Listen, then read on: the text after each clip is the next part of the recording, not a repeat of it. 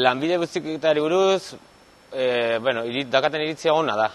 Nik espero nuna uste ikasi nula. Behin lan munduan hasitaia base pixkatekin etortzen za, ikasitakoekin. Barik etitzen nahi, 27 urte ditut, Hernanik institutuan ikasi nun, da ikasitako izan da elektrizitatearen instalakuntzak. Ziklo horretan batez ere ikustea etxe bizitzako instalakuntzak, eta gero hortik aparte pixka bat enpresetan nola murgildu. Praktikak bertan hemen Euskabean, Andoainen, initun. Gutxi gara bera otsailean hasi ekaina arte orain dela 4 urte, eta bertan kontratua firmatu zidaten, eta orain arte. Gustua, praktikatean gustua egintzen bai. Hemen elektrizitate sail osoa ematea, ni justo haitzen naiz mantenimentuan. Gure lana normalean egunero da hartu furgoneta eta rebisioetara jun, gure klientea dauzkeu, bestela izan daitezke aberiak ere bai, daukeu zerbitzu bat 24 ordukua.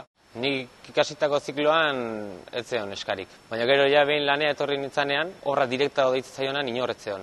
Da azkeneko 2 urteetan, 3 neska hasi dira, justu lanean fabrikan, eta gustora daudela emateu. Nire aldetik bintzat inongo arazorik ez dut ikusten, justu elektrizitate mundu honetan lan egiteko. Harreman irakaslekin batekin bintzat badakat, ze justu nire herrikoa da, eta besteekin tarteka bisitan bat egitea juneiz, harremana beti.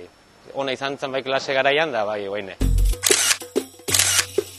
Arazoat izango banu nik uste behi deitu eta esan adibidez lanik gabe gehatuz gero behiek ez ziatela inongo pegi jarriko eta azkar hasiko ziala lana bila.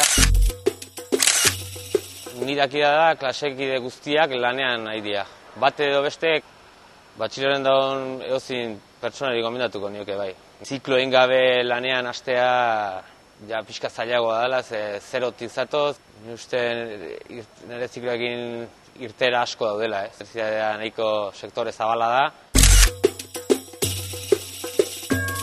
Berak lortu du, orain zuk duzu hitza.